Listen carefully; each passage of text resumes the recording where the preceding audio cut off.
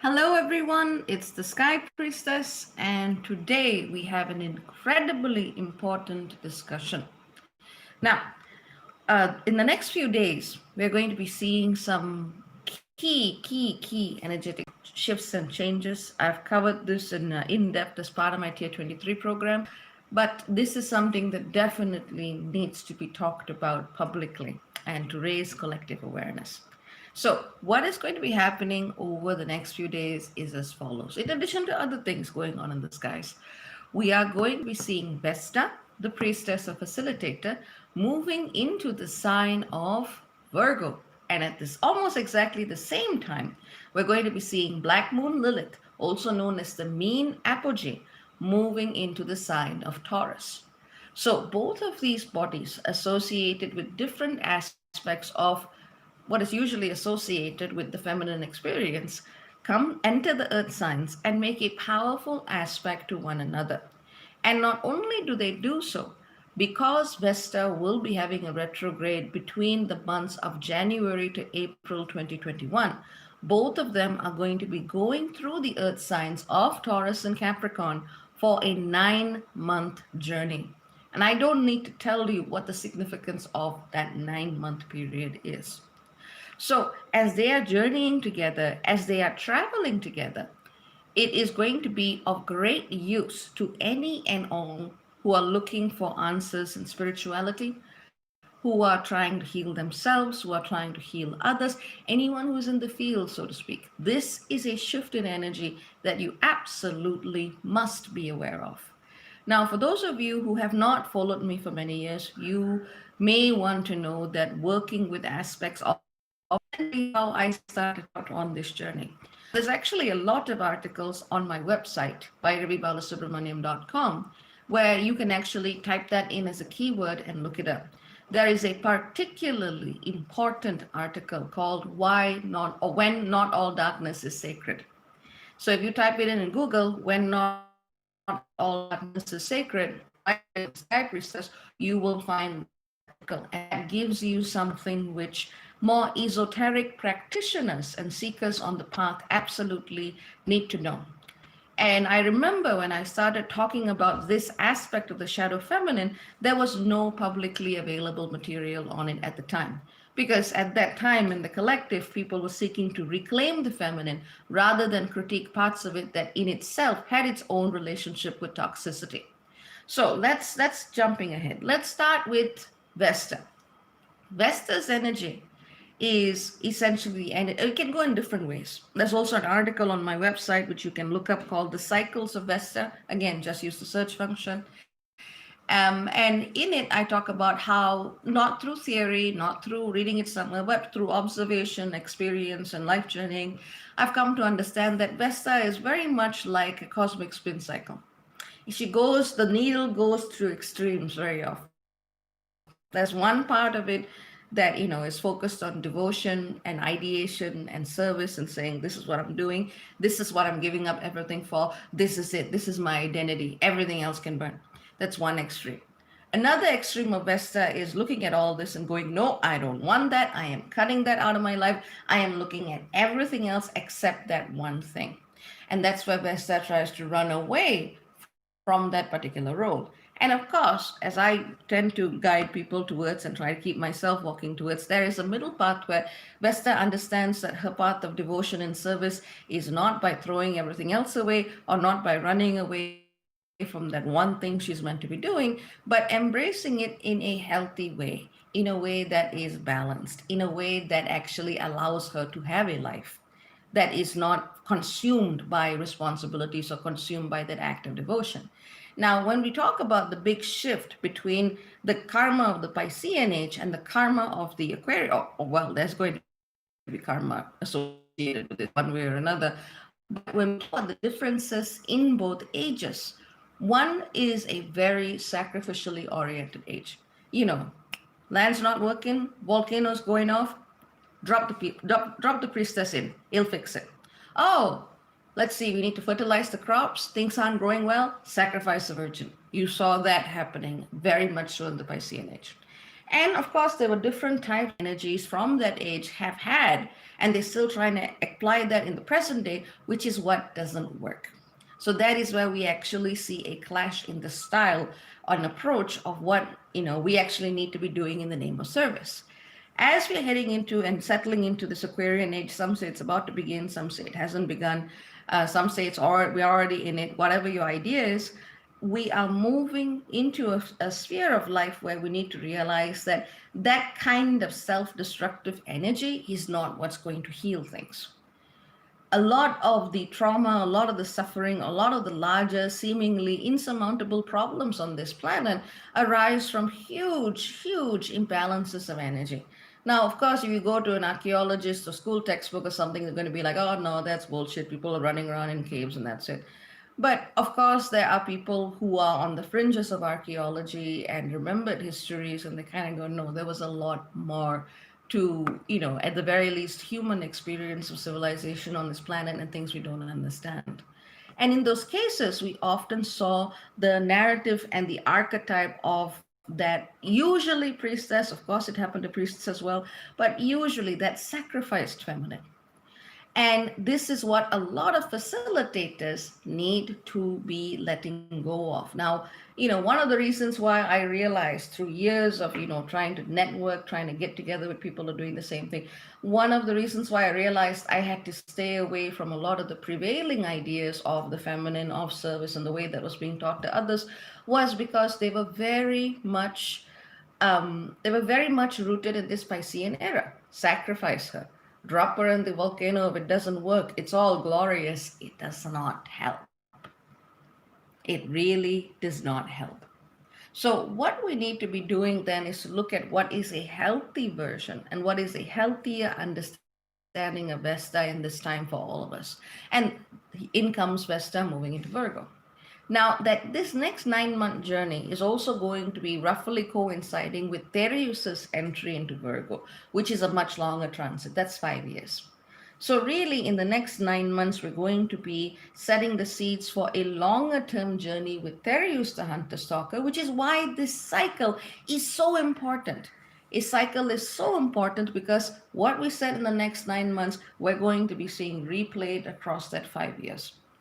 So with Taurus moving into Virgo at the end of the month on October the 31st, and Vesta moving into Virgo and Black Moon Lilith moving into Taurus, we're going to be seeing the need to look at all of these. Going overboard could be someone who, is extremely focused on the details to the point that anything and everything in their life is maybe too measured, too precise.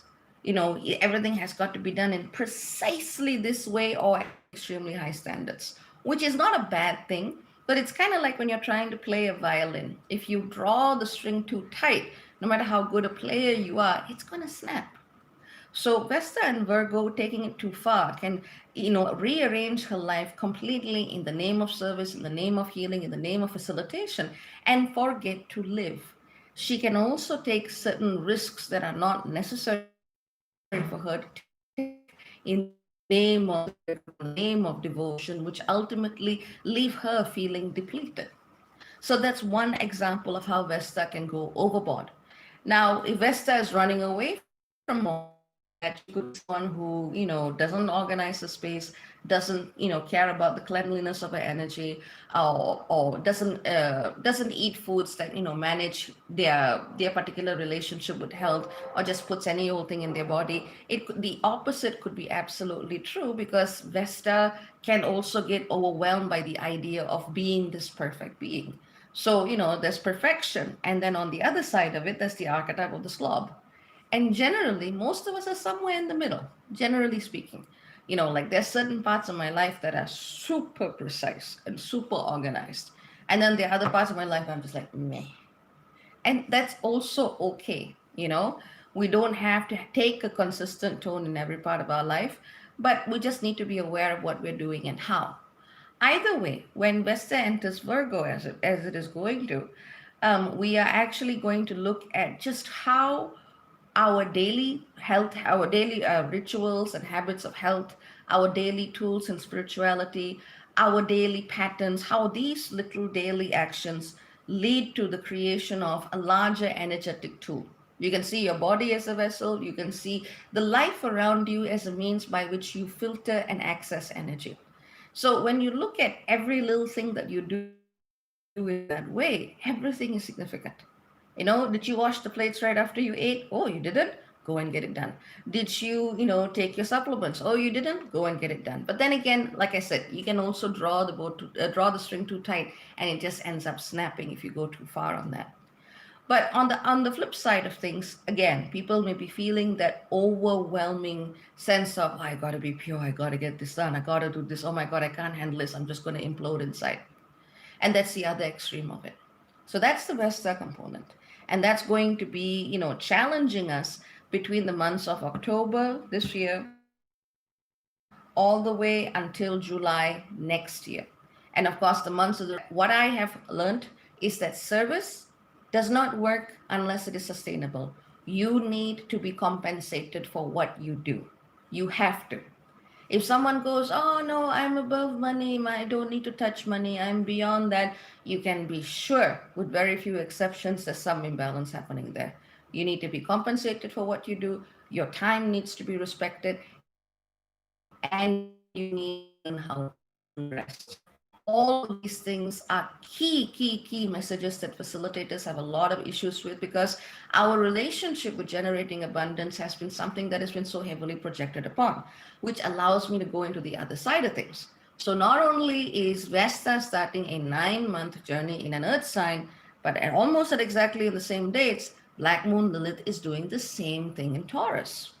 So we're actually going to be seeing a lot of insecurities coming up in the question of abundance. Do I have the right to feel grounded? Do I have the right to earn money? Do I have the right to eat well? Do I have the right to have a nice life? We're not talking about billionaires. We're not talking about, someone who's got 10 yachts or whatever.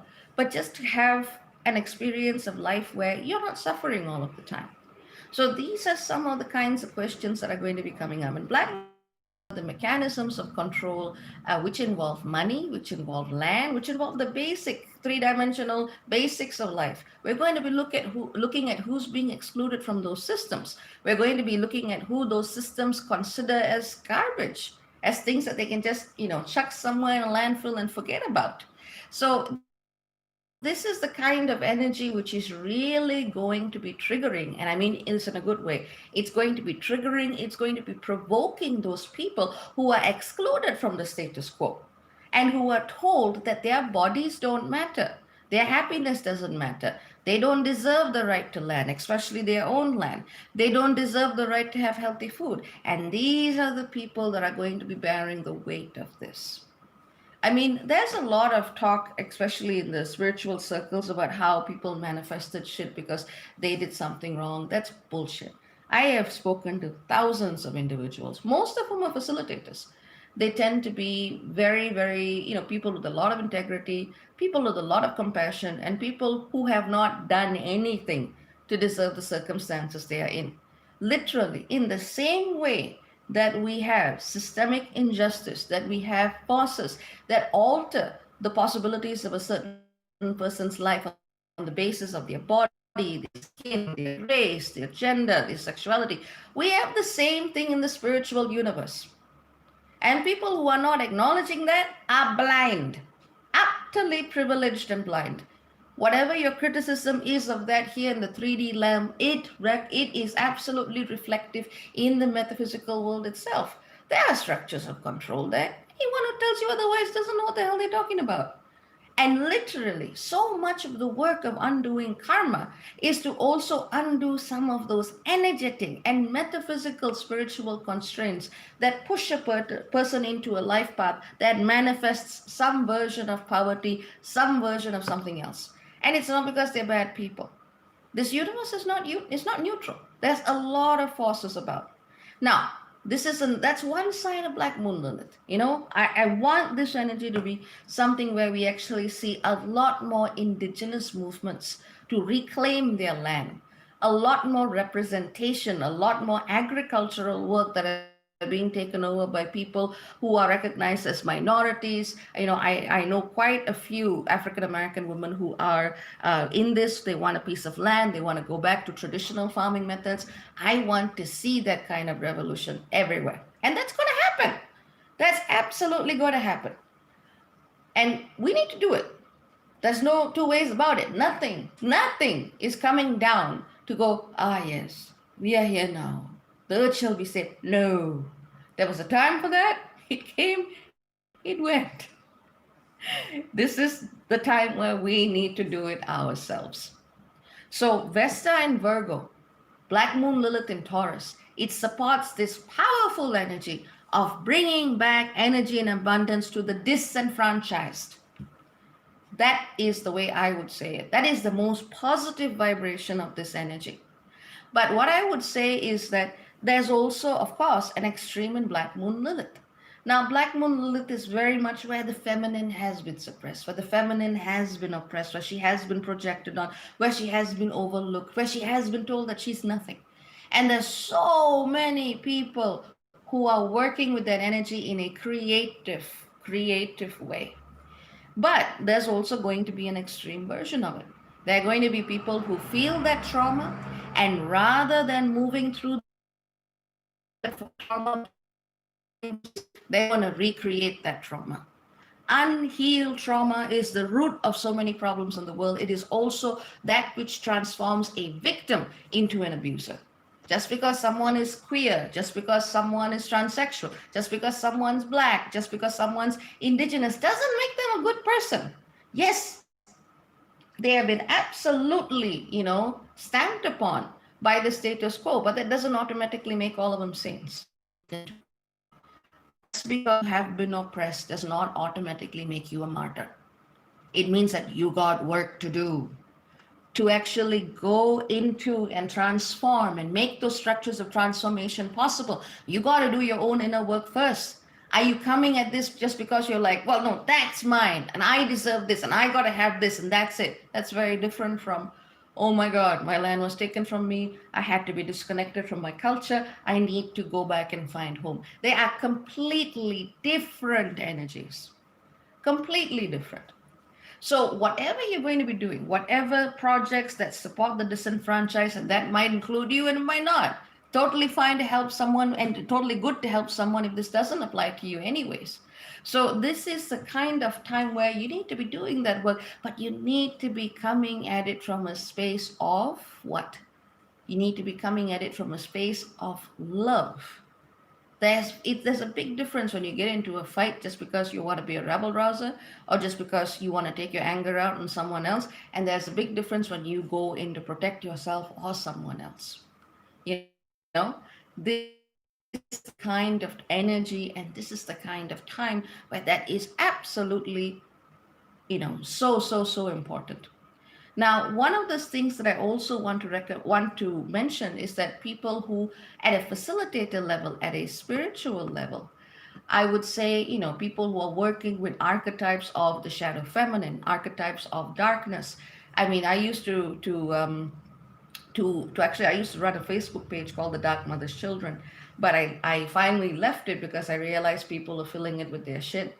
And I was just like, nope, that's not what I need to be doing. Now, this is the kind of energy there when we deal with archetypes of the shadow feminine. For example, if we were to work with goddesses like Persephone, like Dhumavati, whom I actually have written about in the past, that's also online somewhere, or any kind of goddess who has been suppressed and oppressed, people kind of go, well, no, I have to reclaim you, I have to resurrect you, I have to bring purity back to you, and that's great. But what they also forget is that when you have suppressed and tortured an energy for tens of thousands of years, it's not going to be pretty. There's going to be work in that archetype in and of itself for it to come back to that energy is reclaimable or if it needs to be sent to a higher plane of existence. So this is something that a lot of people in goddess circles will not be willing to hear because for them, if it's mother, if it's goddess, it's all sacred. Bullshit. Absolute bullshit. People who actually do this work for a living know that even those archetypes, all archetypes have been distorted in the spiritual world. And in the same way, there's a false light, there's a darkness that's very sacred, and then there's a darkness that is just batshit crazy. And absolutely have to look at. Just because you want to reclaim that which has been oppressed does not mean that you can do so for everything and everyone. Sometimes, when a person has been victimized, when an entity has been victimized and projected on, it will not want to change its status. It will not want to heal because it may find more quote unquote power in remaining the victim. And that is hard for priestesses in particular to accept. And that was why I just kind of went, nope, doing this publicly does not work. People are looking to reclaim parts of themselves by dealing with forces and occult energies that, frankly, they have no business doing. And I would honestly say, and I was thinking about whether or not I should mention this, but you know what? I'm going to do it. We are going to be seeing a big backlash, I wager. I mean, wager not in the sense of a bet, but I would say we are actually going to be seeing a big backlash surrounding what's going to be happening in Australia at the end of about meditation and a great ceremony in Uluru. And I went, there's nothing indigenous about this. And I contacted the people at the state park. I got a hold of people who were very close to the elder concerned, and they were like, nothing like that happened. Some people just came and did a thing and left. And it was completely misrepresented because people were so interested in healing the planet that they went onto indigenous land, made a claim that was not even theirs to make. And again. And he said, you know what? No, since you mentioned it, more and more people are beginning to question whether or not they should be doing this. Spiritual colonialism is a real thing. It doesn't matter what your intentions are. It doesn't matter how sacred you are, how pure you think you are, but you cannot go to someone else's land that they have been the custodians of and go and do rituals there without the permission of all of the community. I don't even know why I need to say this, but it's happening. And this is exactly the kind of BS that I would advise us staying away from in the next 9-month period. The earth is already pissed off as she is. She's already pretty pissed off. Let us not put our noses in places that we are not meant to be poking into in the name of service, because I can guarantee you that is going to bite you in the ass. Because people have been sending me this link and it has been pissing me off because I know it's not sanctioned by the indigenous community. I have done the actual due diligence. I have done the actual research. I have communicated with the actual people and not just shared a link on Facebook. And it's not something they are doing. It's something that New Agers, predominantly white people, are doing because they think they know what they're doing and what they're doing is best for the planet. Let us let go of that arrogance and listen to the indigenous people. If we are really interested in undoing privilege and blindness to that privilege, listen to the earth, listen to the custodians of the land who have lived that land for, 50,000, 60,000 years. So I would honestly say this is the kind of time where we really need to be humbled and to go back to those spaces and places and people who have been absolutely overlooked in that process. So I know today's video is more so, let me put it this way. Every time I speak, yes, it is heartfelt, but this is something that is more so with me as a priestess, as opposed to, looking at the astrological signs and so on and so forth. It goes absolutely nuts. But I would say that's what we need to think about. That's what we need to look at. That's what we absolutely need to be aware of. Listen to the voices that have been ignored. But also remember that sometimes just because something is old and is in pain does not mean you can save it. You have to look at both. And sometimes it's not your job. So learn what is your job, learn what you can do, and learn where it may be respectful to actually say, this might not be something for me to do. I see a lot of people, a lot of facilitators who get busted up because they enter into things that they are not qualified to look at because they have not had that experience. So I get people who are, who they've learned something, they've gone for a course, they don't have the experience, and then they get whacked. I see this very, very often with facilitators who work with family constellations. I'm not saying the modality is bad. I'm saying you really have to know what you are doing and you have to have the strength to hold that energy. So, in that way, in this next 9 month period, you got to ask yourself, is this something that is my actual role or task to do? Is this my ego taking me for a run? Is this an energy which maybe wants to get me involved in something that does not work for my highest and deepest good? Ask yourself this question before you engage. And if you feel irritated asking yourself, ask yourself why you feel irritated. That's what I would have to say about this. So, switching out, having brought that discussion to a close, I think I have done enough work in prepping people. And let me have a quick look. I'm not going to be doing the hellos today, but I will have a quick look to see if there are any relevant questions to what I've just spoken about. Whew. Let's see. Lots of hellos, though. Thank you.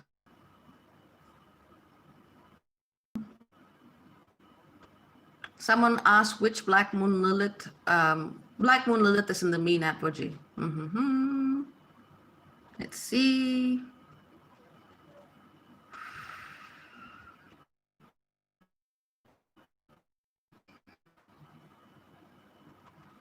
Well, I'd say that's it. Oh, hang on. We have a question. Valerie asks, any suggestions of practices, gemstones, or mantras to connect to for protection at this specific time or for general grounding? As always, thank you so much for your work. Okay, honestly, at this time, it's normally I would say take a mental health day, especially if things feel too intense, but the alignment's coming up now, nah, you can't really avoid it. So you want something that helps you see the truth, but that isn't going to bash you in the face. So I would say for that purpose, snowflake obsidian is very good. Mahogany obsidian is very good. And the intention that you want to set is that you receive truth in a timely fashion, in a way that you can actually absorb and handle with the process of acquiring more truth as different layers unfold themselves. And that means always in a state of realizing that there is more to learn, there is more to know. So honestly, I would say that is probably the best recommendation that I have for you at this time. Yeah, I would say that's about it. I am now going to go and chill and rest. I woke up and I was like, I have to do this video. And now I'm going to go lie down. Take care. Very many blessings. Oh, hang on. Lady Luck asked, do you have more writings on Black Moon Lilith or other lives? Yeah, it's all on my website. Do a search there. Okay. How do we move in love? Do you have an advice? Okay, I've realized I'm not sure if I know how to do this, which is hard to admit. How do you move in love? That's something that you can't really verbally describe. It's not an intellectual exercise. I mean, I can throw the words at you left, right, and center, but it's not going to do anything. Find that course of action, find that moment where you feel expanded and you feel like you're in the flow. And that should be a good compass, and keep at that as a daily practice. Okay, now I'm going. Cha cha for now. Bye bye.